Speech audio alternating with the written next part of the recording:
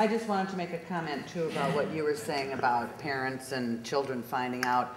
I don't think it matters what the substance is. If each human being takes a responsible use approach, those children of the parents who are using are going to be educated wisely about this thing the parents are doing.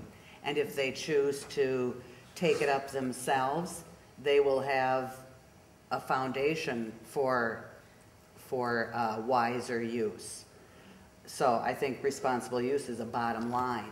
And if parents aren't being responsible and are being too loose around their children, well, that's not good.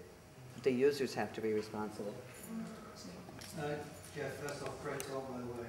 I was going to ask you, did you get the sense that there's any will within the higher echelons of government to use your sort of research to progress and contemporarise drug policy in New Zealand?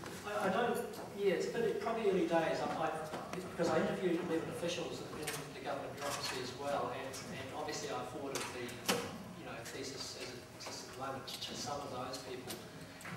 I think we have, one of the things when I went into doing the study, I had this idea that clearly these guys don't know anything. Otherwise we'd have some great policy. And so I got up there and found out that there's a whole lot of them, really knowledgeable people who've got a lot of expertise in this area. Some of them have published articles and they've done research and we're very familiar with the literature. And it gets, and that's that sort of level of government bureaucracy, but then it sort of goes up a level to the actual political realm. That's when things just turn to custard, basically. And it's as far as I can see, cannabis policy is a hostage. It will always be a hostage to political expediency and casualty of it. And I think at the moment, the person prominently responsible for the current thrust is probably Jim Anderton, who I think understands how to be done. You've done very well, congratulations to him down there. He's really, I've actually met him on a few occasions. In fact, it was as a consequence of a conversation with him that was misreported on Channel 9 that I had to leave my first department and go to the second department.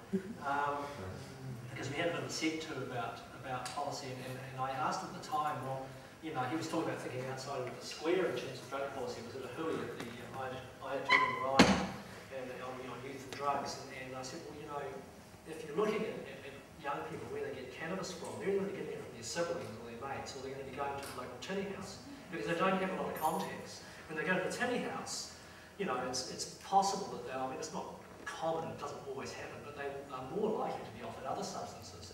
And of course, the big, panic thing at the moment is P, methamphetamine. I think he's so obstructive.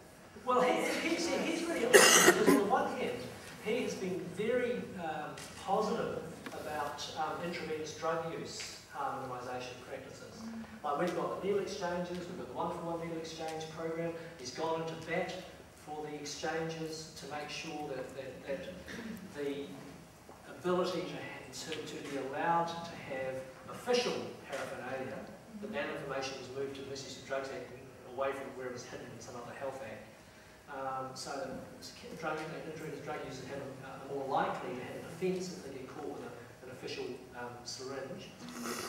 On the other hand, he's got this, and on the other hand, he's got this thing about other drugs, and I think a lot of that comes down to his own personal, life experiences, related to his own family and some tragedies that he's had in his family and so on. So, and unfortunately, a lot of the kind of policy that we have doesn't come from evidence. It comes from people's perceptions and opinions. I remember going to one forum where he was speaking.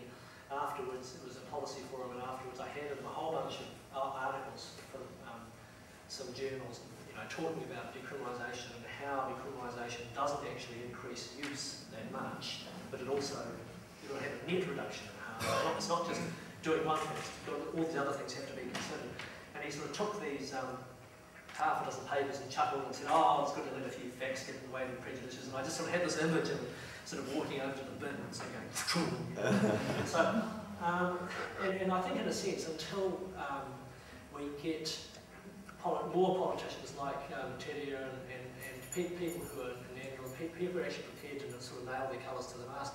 One of the health officials I interviewed up in Wellington made the point that New Zealand is a very conservative country, and we kind of think we're not. We kind of, oh, yes, ban the bomb, and women getting the vote, and same-sex marriages, and da-da-da, the whole thing, the prostitution law reform, amendments, all that sort of stuff. But we're a very conservative country, and realistically, if it's kept at the political level, it's going to be very difficult to get any kind of reform.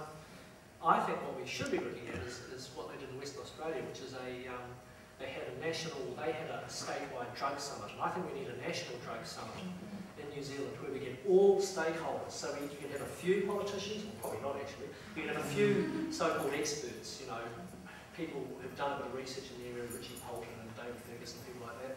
You can have the long-term study people, but then you get the other people involved. You get the police involved. You get the Parents Teachers Association, the Principals Association, but you get drug user groups involved as well. And you get all these different people, and they sit down for a week and they thrash it out. And I think we need that kind of conversation rather than some kind of weird political thing which is just derailed whenever it gets to the actual, Based on somebody's grief, I respect. Well, yeah.